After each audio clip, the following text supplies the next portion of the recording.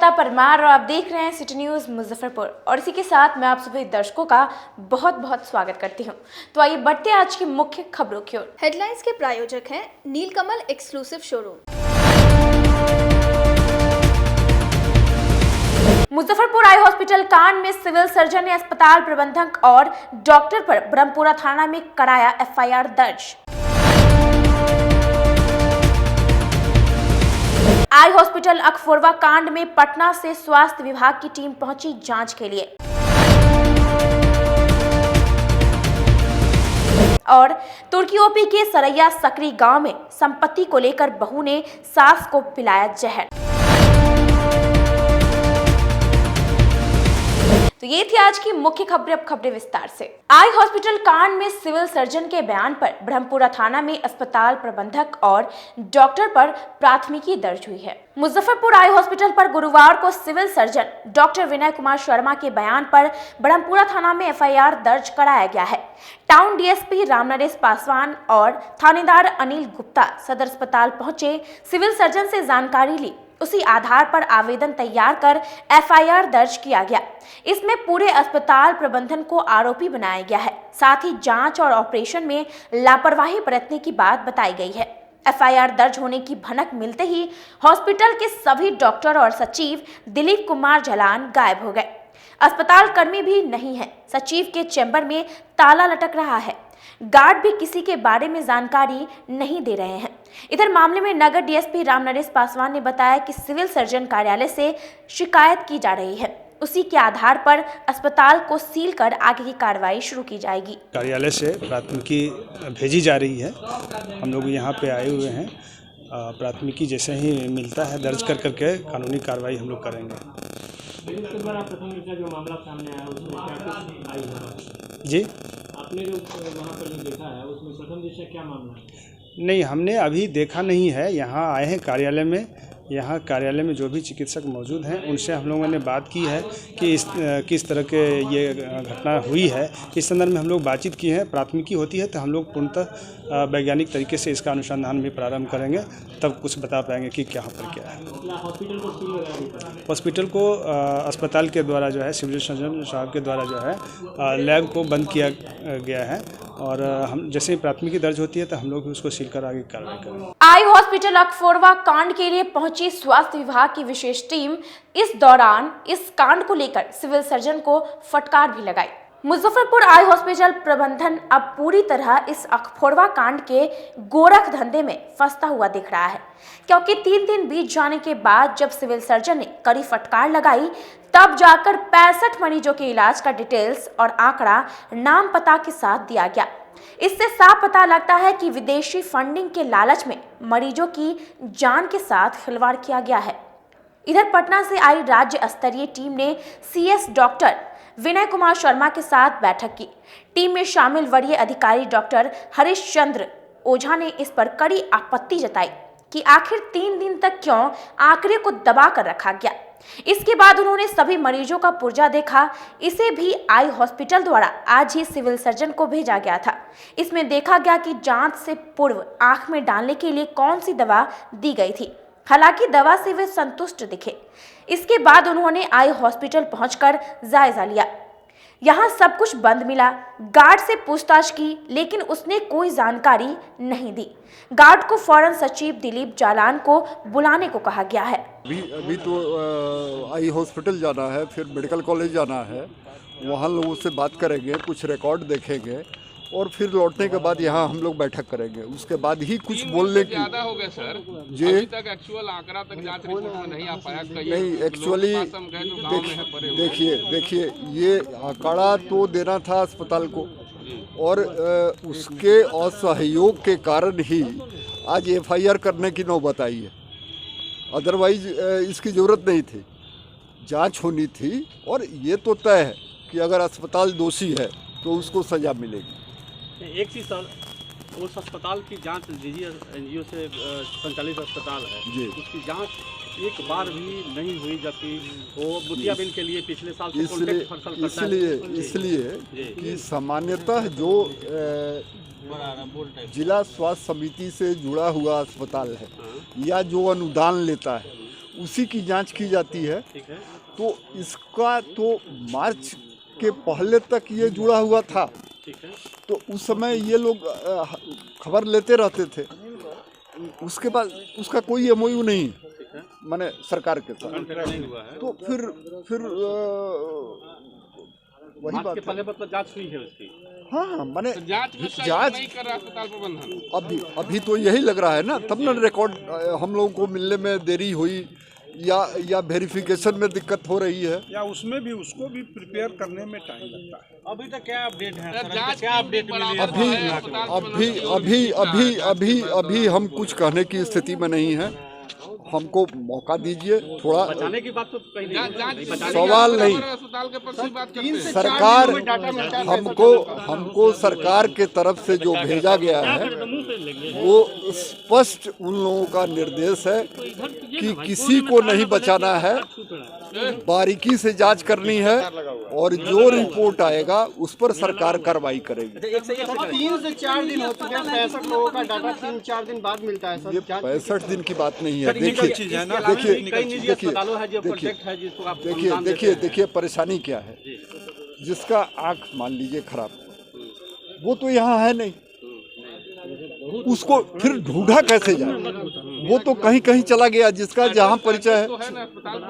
Eye hospital में आंख की रोशनी गवा चुके मनियारी थाना क्षेत्र की एक पीड़ित व्यक्ति ने सरकार से मदद की मांग की है। मुजफ्फरपुर आई हॉस्पिटल में हुए मोतियाबिंद से आंखों की रोशनी गवा चुके मनियारी के मोहम्मद मुस्लिम को बिना कुछ समझाए अस्पताल ने घर भेजा है। पीड़ित परिवार ने सरकार व जिला प्रशासन से मुआवजे की मांग की है। आपको बता दें कि बीते 22 दिसंबर को हुए ऑपरेशन के बाद एक रात मरीजों को रोका गया और कल के दिन दवाई देकर सबों को घर भेज दिया गया। घर पर मरीज ने खुद से पट्टी हटा चश्मा पहन लिया। कुछ दिनों बाद आंख से मवाद आने लगा और दिखाई देना बंद हो गया। पीड़ित की पत्नी आयशा खातून ने बताया कि पति पेशे से सिलाई का काम करते थे, उसी से पेट भरता था। अब खाने की समस्या खड़ी हो गई है। सरकार से मांग करती है कि सरकार आंख दे या मजदूरी दे। क्या समस्या होगा, यहाँ पर आए हैं हम, बंदिश ने खोल के और थोड़ा गर्म पानी करके उसको ठंडा कर और उसको पोंछ कर और चश्मा पहन लिए। वाला एके गो है। आ 3 जनी खाए वाला हाथी पर उनको बस्ता ना है, मजदूरी करते हैं तो खाते हैं। क्या कैसा समस्या शुरू हुआ था, अब क्या उपाय है आपके परिवार के आगे? अब हाँ तो वह आँख देख रहे हैं, आँख से बेचा अथी हो गया, बनवाया आँख चौपट हो गया। क्या खाएंगे, क्या रहेंगे, कैसे चलेगा परिवार हमको? क्या करते थे आपका हस्बैंड? सिलाई करता है। सिलाई करते थे। हाँ। क्या मांग करती हैं सरकार से? क्या कहिए, हमरा आँख दो, खाना तो मजदूरी दो। NBPDCL कार्यालय परिसर में विद्युत उपभोक्ता फोरम के सदस्यों ने विद्युत संशोधन के खिलाफ प्रदर्शन किया। विद्युत संशोधन के खिलाफ गुरुवार को बिहार राज्य विद्युत उपभोक्ता फोरम के कार्यकर्ताओं ने रामदयालु स्थित north Bihar power distribution private limited कार्यालय परिसर प्रदर्शन कर ऊर्जा मंत्री भारत सरकार के नाम से स्मारक पत्र सौंपा। वहीं सभा को संबोधित करते हुए वक्ताओं ने कहा, बिजली के बिना मानव समाज का कल्पना करना असंभव है। आज बिजली प्रत्येक नागरिक के लिए आवश्यक है। भारत सरकार एक तरफ देश में कोयला आपूर्ति का कृत्रिम संकट का प्रचार करके ऑस्ट्रेलिया से अदानी कंपनी से कोयला खरीदने का माहौल बना रही है, तो दूसरी ओर कंपनी के लिए महंगी दर पर बिजली बेचने का रास्ता तैयार कर रही है। बिजली को निजी कंपनियों को हाथ सौंपने और उनकी मनमानी लूट को कानूनी वैधता देने के लिए बिजली एक्ट 2003 और संशोधन बिल 2021 को पारित करने की दिशा में बढ़ रही है। इस कानून के पारित होते ही टैरिफ बढ़ने से बिजली महंगी हो जाएगी। प्रीपेड मीटर के नाम पर जनता का दोहन किया जाएगा। भारतीय विद्युत उपभोक्ता फोरम के आह्वान पर बिहार राज्य विद्युत उपभोक्ता फोरम की ओर से राज्य के विभिन्न जिला मुख्यालय बिजली कार्यालय पर आज प्रदर्शन के माध्यम से बिजली ऊर्जा विभाग भारत सरकार को स्मारक पत्र दिया गया है। हम लोग लगातार चर्चा के माध्यम से अवगत कराया गया, अखबार के माध्यम से, कि कोयला संकट के कारण बिजली की दाम में बढ़ोतरी होगी, लेकिन बात ऐसी नहीं है। हमारे देश में कोयला पर्याप्त मात्रा में है, लेकिन भारत सरकार नरेंद्र मोदी ने अपने अदानी जैसे मित्रों से कोयला ऑस्ट्रेलिया से खरीदने के लिए एक माहौल बना रहे हैं। अदानी की महंगे कोयला को यहाँ लाया जाए, बिजली को महंगा कर कर बेचा जाए, और इतना ही नहीं, जो 2021 बिजली बिल जो लाया गया है उसके माध्यम से गैर परंपरागत जो ऊर्जा का स्रोत है उसका उत्पादन और उपयोग पर रोक लगाया जा रहा है। क्रॉस सब्सिडी के नाम पर आम जनता से महंगे बिजली बेचकर मुनाफा कमाया जाएगा। क्रॉस ट्रेड बॉर्डर कानून के माध्यम से बिजली को अपने देश की जनता को न दे के विदेश में भेजा जाएगा, बेचा जाए, मुनाफा कमाया जाएगा। ये बिजली बिल 2021 के माध्यम से आम जनता को महंगी बिजली खरीदने के लिए बाध्य किया जाएगा। इसके खिलाफ पूरे देश भर में आज विद्युत उपभोक्ता फोरम की ओर से प्रदर्शन करके भारत सरकार को हम लोगों ने, ऊर्जा मंत्री भारत सरकार को चेताए हैं कि ये अपना कदम वापस लीजिए। नगर निगम द्वारा संचालित कलमबाग चौक स्थित शौचालय अपनी ही बदहाली की कहानी खुद ही बयां कर रहा है। एक तरफ शहर को स्मार्ट बनाने के लिए स्मार्ट सिटी का कार्य जोरों पर चल रहा है, वहीं दूसरी तरफ नगर निगम द्वारा संचालित कलमबाग चौक पर लगे शौचालय निगम की उदासीनता को उजागर कर रहा है।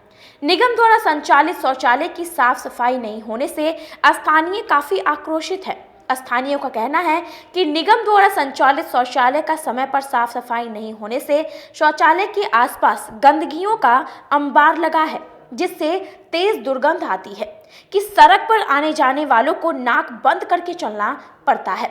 निगम में सिर्फ योजनाओं के तहत निर्माण कर दिया जाता है, लेकिन साफ सफाई पर ध्यान नहीं दिया जाता है।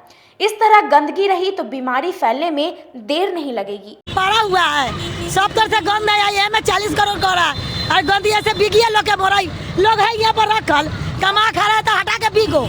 आई गंद है, बाथरूम न निमन है, न कुछ है, न पानी की व्यवस्था नहीं है। बह रहा है, लेकिन नगर आयुक्त को कोई आदेश नहीं है, केवल आर्थिकमन को हटाओ। आर्थिकमन क्या है? ये गंदगी दुनिया का फैला हुआ है, पब्लिक बाहर में लैट्रिन करेगा, टॉयलेट करेगा, इस पर कोई ध्यान नहीं है। बीमारी का खतरा तो दुनिया है। पब्लिक अगर कोई इमरजेंसी में आ जाए तो कहाँ जाए? केवल मतलब सड़क का आदमी हट जाए, इस पर ध्यान है, लेकिन ये ध्यान नहीं है जो बीमारी फैल रहा है, इस पर भी तो ध्यान दीजिए आप लोग। नगर है तो यही समझ है, किसको कम से कम तो आप लगवाएं तो सही ढंग से तो लगवाए हैं, न इनको साफ करवा रहे हैं, न इनको टॉयलेट साफ है, और गंदगी हमारा लगवा दिए। वक्त हो चला एक छोटे से ब्रेक का, बने रहिए हमारे साथ देखते रहिए सिटी न्यूज मुजफ्फरपुर। अब आ गया है आपके अपने शहर में उत्तर बिहार का पहला नीलकमल एक्सक्लूसिव शोरूम। नीलकमल इंडिया की फेवरेट फर्नीचर ब्रांड है। इस कंपनी के सभी रेंज एक ही छत के नीचे आपको मिलेगी। होम फर्नीचर, ऑफिस फर्नीचर की सभी रेंज यहाँ पे उपलब्ध है। कंपनी का एक्सक्लूसिव शोरूम होने के कारण 40% तक की विशेष छूट यहाँ मिल रही है। इसके अलावा 0% इंटरेस्ट के साथ बैंक से फाइनेंसिंग की भी सुविधा उपलब्ध है। तो देर मत कीजिए, एक बार हमारे यहाँ अवश्य पधारें।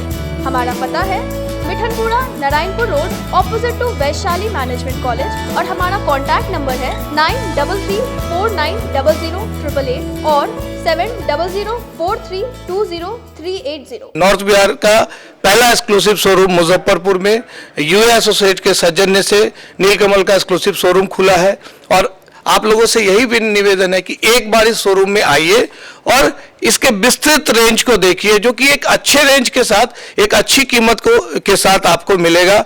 तो एक बार हम लोगों को आप सेवा करने का मौका दें। फैशन की दुनिया में कदम से कदम मिलाकर चलना चाहते हैं, वो भी कम बजट में, तो एक बार जरूर जाएं मोती झील पूजा बाजार स्थित विकास कलेक्शन शोरूम में। यहाँ रेमन, पार्क, यूएस पोलो, मुफ्ती शर्ट, ब्लैकबेरी के एक्सक्लूसिव रेंज उपलब्ध हैं। इसके अलावा सियाराम के कोट पैंट, ब्लेजर और शेरवानी भी उपलब्ध है।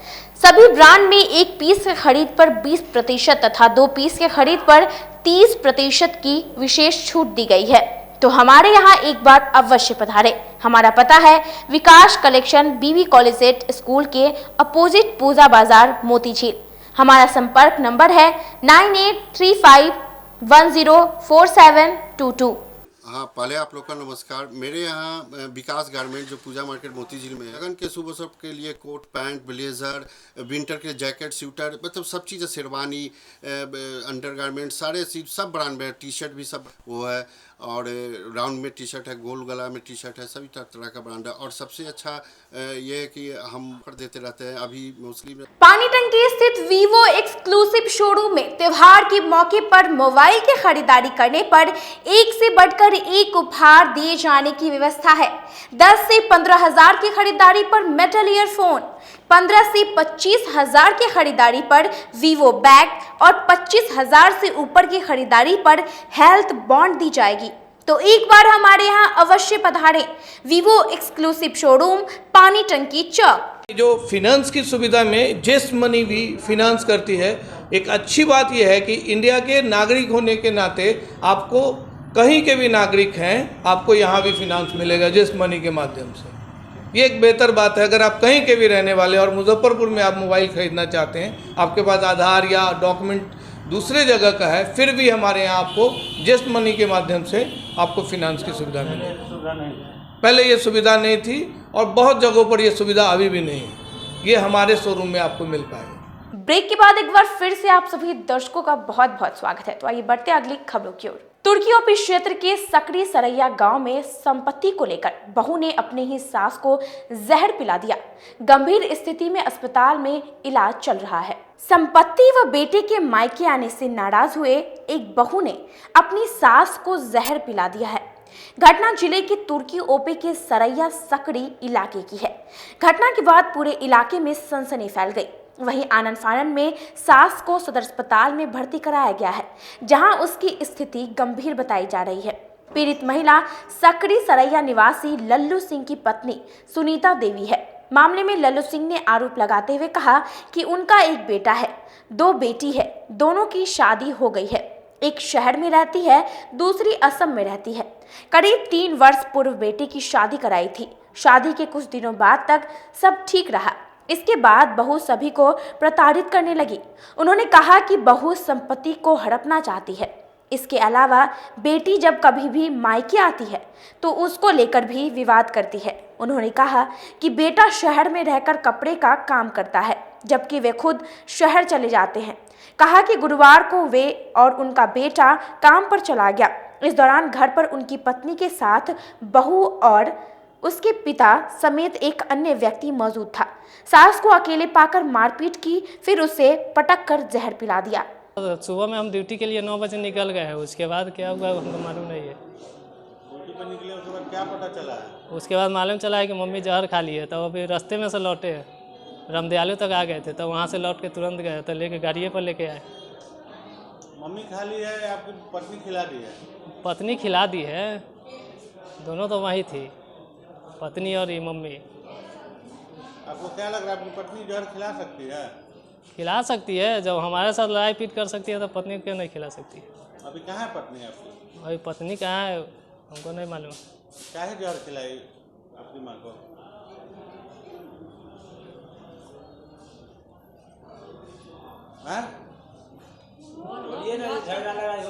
झगड़ा लड़ाई सुबह गाला गलौज बहुत की थी। उसके बाद हम ड्यूटी चलाए थे, उसके बाद उसी पर खिलाई होगी। काहे होता है? बेटी के लिए होता है कि बहन वहाँ जाती है, काहे आती है। हमारी बहन है तो हमारे पास आएगी नहीं कभी काल। कलमबाग चौक स्थित आश्रय गृह में केयर टेकर की पुनः बहाली को लेकर केयर टेकर ने धरना दिया। कलमबाग चौक स्थित नगर निगम द्वारा संचालित आश्रय गृह में केयर टेकर के पद पर पुनः बहाली की मांग को लेकर पूर्व केयर टेकर पिछले 2 दिनों से आश्रय गृह के बाहर धरने पर बैठी हुई हैं। उनका कहना है कि पिछले 3 वर्षों से इस आश्रय गृह में केयर टेकर के पद पर कार्य कर रही हैं, लेकिन संस्था का इकरारनामा निगम से खत्म होने के कारण उन्हें हटाकर दूसरे केयर टेकर को नियुक्त किया है। इसी के विरोध में धरना के माध्यम से पुनः बहाली की मांग की जा रही है। ड्यूटी कर रहे हैं। अब एकदम एक बैग ललिता देवी यहाँ रखवा दी है, 3 गो लेडीज के, तो ने विनीता है, सामान हमको फेंकवा दी है। परसों खुनमा रात में की काम करी है कि हम नहीं थे, तनका देर के लिए अलग चल गए हैं तो 9 गो लेडीज के ढुका दी अंदर। सारा सामान हमको रोड पर ये राजू जी भी गए हैं। क्या करते थे आप यहाँ? हम यहाँ केयर टेकर है, हमको ड्यूटी मिला हुआ है। हम भर कोरोना ड्यूटी हम किए हैं 4000 रुपये। अब 8,500 9,000 रुपया हुए तो हमको ये लोग घूस दे के हमको भगा रहा है, ये बरजोरी मारने के धमकी दी है। कौन घूस मांग रहा है? विमल सर शिवानंद सर घूस मांग रहे हैं। हम कहाँ से लाएंगे गरीब आदमी घूस? इस से घूस ले लेके नायका के घुसा दिए। आखिरी हमको धमकी देवाए हैं, 10 गो जेंट्स के लेके आए हैं। बल दरोगा पुलिस कन भेज देंगे आपको, इस जगह से धरनिया हटाइए। नगर आयुक्त से मिले थे आप? जी सर, हम 1 महीना पहले मिले थे तो नगर आयुक्त हमको कहे कि जाइए ड्यूटी कीजिए। शिवानंद के बोले कि से काहे धमकी देने जा रहा है लेडीज के, से इसको आदेश नहीं हटने के, तुम ऐसे हटा देगा। 20,000 घूस लेके इसको धमकी देने जा रहा है, इसको ऊपर पुलिस बुलाएगा तुम। तो वो दिन से अस्थिर थे, आया मतलब ऐसे धांधली किए हुए 4-5 दिन से। हमको सारा सामान राधे रोड पर परसों बिगा गया है, हम जाके संभाल लिए सामान, ऐसे धरनिया दिए। आग फूक फूक के परसों से लगातार हम इस जगह धरनिया दे रहे हैं, कोई देखने नहीं आया। सर के कहें कि सर आइए ही यहाँ, तो हम नहीं आएंगे। शांति जी आप आइए। हम कहीं हम सामान छोड़ के कैसे जाएंगे यहाँ से? हमको ये सामान से छोड़ के हम कैसे जाएंगे? हमको यहाँ देख के सर आइए कि कोई लेडीज का इज्जत है कि नहीं। आपको हम पुराना स्टाफ है, हमको कोई आदेश नहीं दिए यहाँ से हटने के लिए। एक बार 10 गो महिला के जेंट्स के ढुका दिए हैं अंदर, हमको धमकी दे रहा है, सामान बिगा गया है, आपके समझ लीजिए आके। हम नहीं आएंगे, आप आइए। हम सामान छोड़ के कैसे जाएं? वही ना सोचे कि मतलब लेडीज जात 2 दिन से बाहर रोड पे बैठल है। हम आग फूक फूक के तापे हैं, भर रात यहाँ जागे हैं, बिना अन्न पानी के खाली चाय बना बना के गेट पर हम पिए हैं, रहे हैं। अभी एक बार आके सारा सामान फिर रुकवाए हैं शिवानंद सर धमकी दे के। अभी के अभी खाली करिए, अंदर जाएगा तो इसको पुलिस से पकड़वा दीजिएगा। विनीता के कह रही हैं, विनीता करे कि अंदर आएगी तो हम मारेंगे सब महिला मिल के, तुमको ये आश्रयगिरी में टपने नहीं देंगे। तो सर हम वहाँ पर धरनिया देने का हमको ऑर्डर मिला है, हम ये जगह रहेंगे, इसी जगह हम चाय पानी बेचेंगे। जब हमको जो ड्यूटी मिला है, हमको 8 महीना के पैसा, 8 महीना के पेमेंट अखनी पहले बाकी है। इन्ने 3 महीना के हो गए, जैसे नायका LGO वाला से के रखे हैं, तो यहाँ से हमको 3 महीना के भी पेमेंट नहीं मिला है। नगर निगम और जिला प्रशासन द्वारा शहर को जाम मुक्त कराने को लेकर शहर में लगातार जाम मुक्त अभियान चलाया जा रहा है। जिला प्रशासन एवं नगर निगम के संयुक्त धावा दल के गुरुवार को शहर के कलमबाग चौक से लेनिन चौक तक सड़क के किनारे लगे अतिक्रमण को ध्वस्त किया गया। अभियान दल को देख स्थानीय दुकानदारों ने सड़क और फुटपाथ पर सजाए गए सामान को समेट लिया। वहीं सड़क पर चाय पान और नाश्ते के दुकानदार अपनी दुकानें नहीं समेट पाए, इन पर निगम ने बुलडोजर चलाकर नष्ट कर दिया। अभियान के दौरान सड़क पर बने अस्थायी निर्माण कर सजी दुकानों को भी हटाया गया। आज के लिए बस इतना ही, कल फिर हाजिर होंगे कुछ नई खबरों के साथ। तब तक के लिए मुझे और मेरी पूरी न्यूज टीम को दीजिए इजाजत। नमस्कार।